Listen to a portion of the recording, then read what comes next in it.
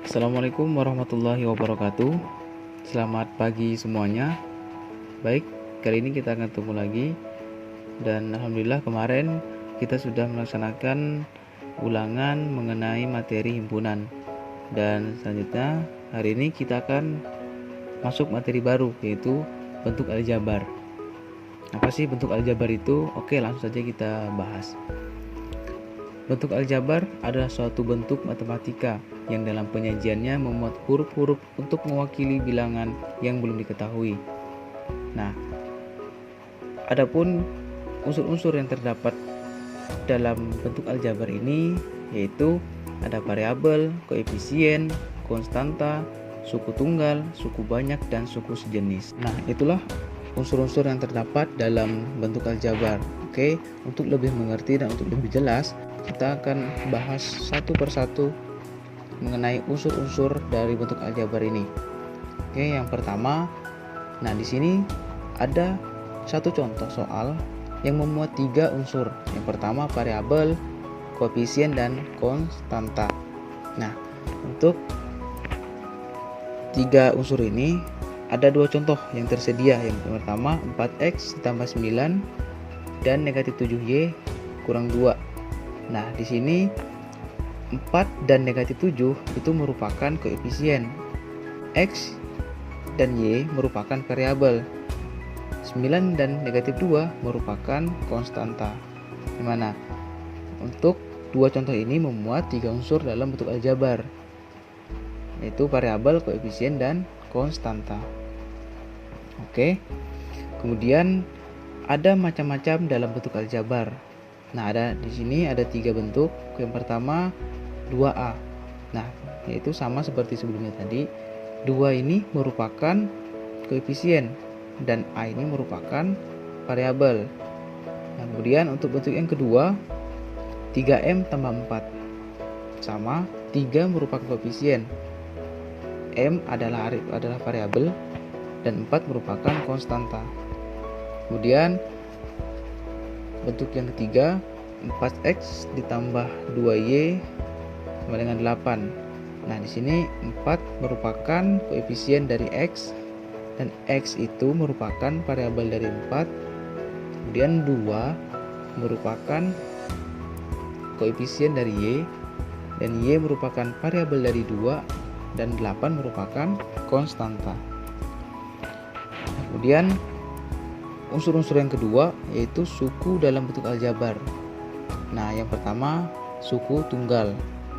Nah, suku tunggal adalah bentuk aljabar yang tidak dihubungkan oleh operasi jumlah atau selisih.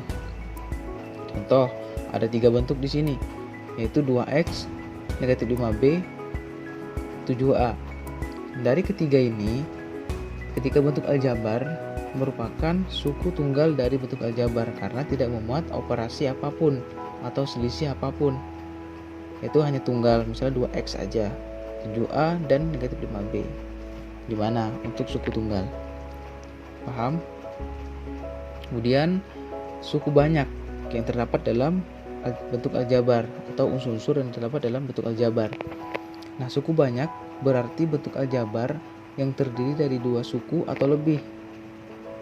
Nah, langsung saja masuk contoh. 2x ditambah 5y kurang 8. Nah, di sini contoh yang pertama itu memiliki 3 unsur. Yang pertama 2x dan yang kedua 5y dan unsur ketiga negatif 8. Kemudian contoh yang kedua p pangkat 3 ditambah 2p pangkat 2 dikurang 7p dikurang 8. Nah, pada contoh yang kedua ini dalam suku banyak dia memiliki 4 suku. Suku yang pertama p pangkat 3 dan suku yang kedua 2p pangkat 2, suku ketiga negatif 7p dan suku keempat negatif 8. Nah, itulah suku banyak dalam bentuk aljabar yang terdapat, yaitu unsur-unsur dalam bentuk aljabar. Kemudian unsur dalam bentuk aljabar yaitu suku sejenis. Nah, suku sejenis berarti jika memiliki variabel atau kombinasi variabel yang sama, di mana variabel yang sama itu harus memiliki pangkat yang sama. Dengan kata lain, suku-suku yang sejenis hanya boleh berbeda pada koefisiennya. Gimana? Berarti boleh untuk koefisiennya itu misalnya 2x ditambah 5x. Berarti koefisiennya beda tapi variabel yang sama. Nah, itu merupakan suku sejenis. Oke, biar lebih jelas kita masuk contoh. Contoh 12x kuadrat dikurang 9xy dikurang 8y ditambah 7xy kuadrat dikurang 4x kuadrat ditambah 5xy. Nah, dalam contoh ini ada beberapa suku-suku sejenis, yaitu 12x dan negatif 4x kuadrat. Nah, itu merupakan suku yang sejenis. Kemudian yang mana lagi yang sejenis? Yaitu 9xy dan 5xy. Nah, jadi ada suku-suku yang sejenis dalam contoh tersebut.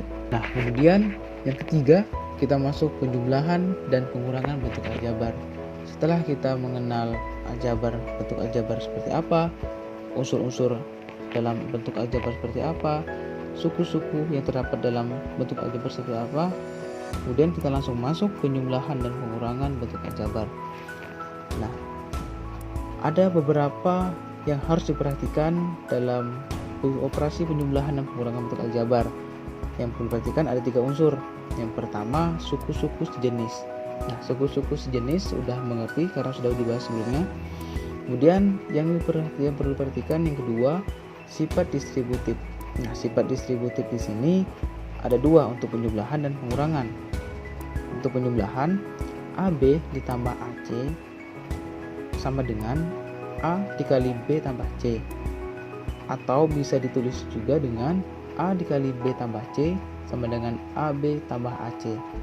Nah, ini contoh untuk distributif penjumlahan.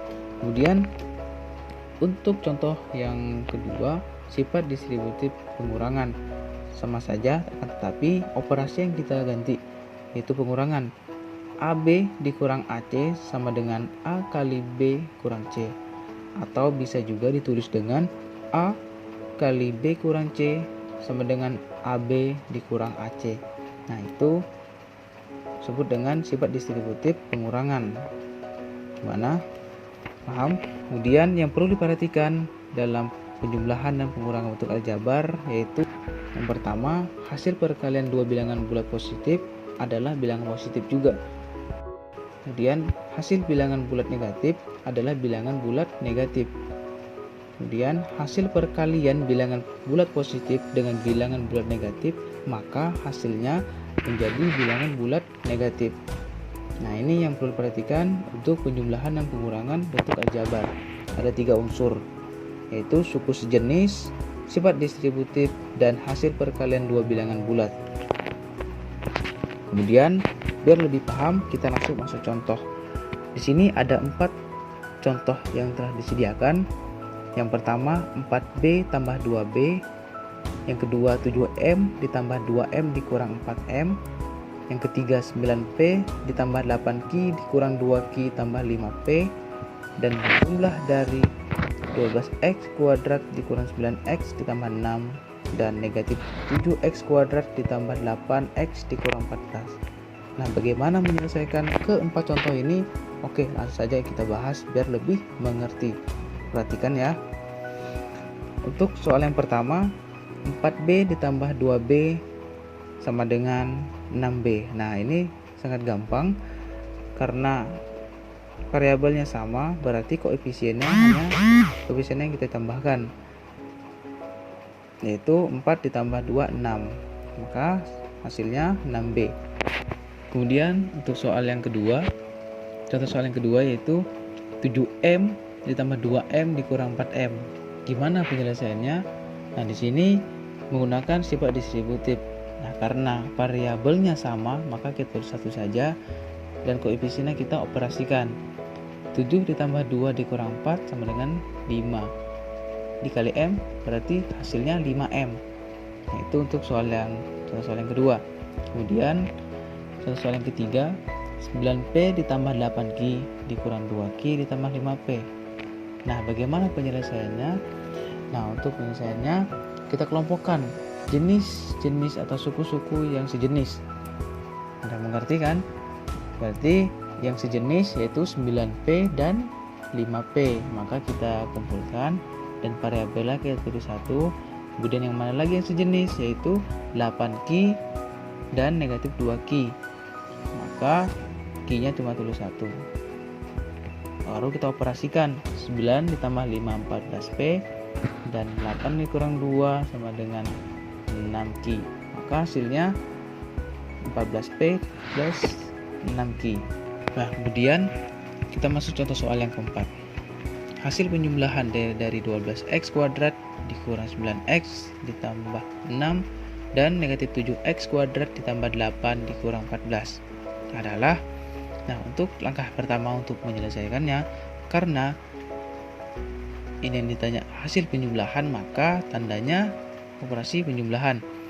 Langsung saja untuk cara yang pertama kita kasih kurung untuk membedakan yang mana operasinya, yang mana untuk bentuk asalnya, yaitu buka kurung 12x kuadrat dikurang 9x ditambah 6 tutup kurung, operasinya yaitu jumlahan, yaitu penjumlahan, tambah buka kurung negatif 7x kuadrat ditambah 8x dikurang 14 tutup kurung.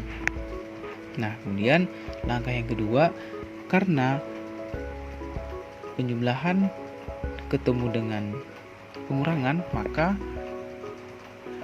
hasilnya pengurangan, yaitu bilangan bulat negatif, yaitu 12x kuadrat dikurang 9x ditambah 6 dikurang 7x kuadrat ditambah 8x dikurang 14. Nah, dari bentuk ini sudah bisa kita kelompokkan suku-suku yang sejenis, yaitu 12x kuadrat sejenis dengan negatif 7x kuadrat, maka kita taruh di depan. Kemudian yang mana lagi sejenis, yaitu 9x negatif 9x ditambah 8x, kita kelompokkan, dan yang sejenis lagi yaitu 6 dan negatif 14, yaitu 6 dikurang 14. Maka hasil dari penjumlahannya adalah 5x kuadrat dikurang x dikurang 8. Nah, ada cara lain untuk menyelesaikan hasil penjumlahan ini, yaitu langsung saja untuk cara penjumlahan seperti biasa. Kita tulis 12x kuadrat dikurang 9x ditambah 6. Terus di bawahnya sejajarkan dengan angkanya negatif 7x kuadrat ditambah 8x dikurang 14. Nah, langsung saja kita operasikan 6 dikurang 14 ditambah 6 ditambah negatif 14 sama dengan negatif 8, dan negatif 9x ditambah 8x sama dengan negatif x. Kemudian 12x kuadrat ditambah negatif 7x kuadrat sama dengan 5x kuadrat. Nah, itu cara lain untuk menyelesaikan hasil penjumlahan dari contoh soal nomor 4. Ada dua cara, terserah untuk menggunakan cara yang mana. Nah, itulah pembelajaran kita hari ini. Semoga bermanfaat dan jangan di skip dulu videonya, karena pada akhir video pembelajaran ini ada lembar kegiatan yang harus kalian isi untuk kalian lebih paham lagi mengenai materi aljabar ini. Tulis di buku masing-masing, pahami apa yang kita pelajari hari ini. Terima kasih. Bapak akhiri. Wassalamualaikum warahmatullahi wabarakatuh.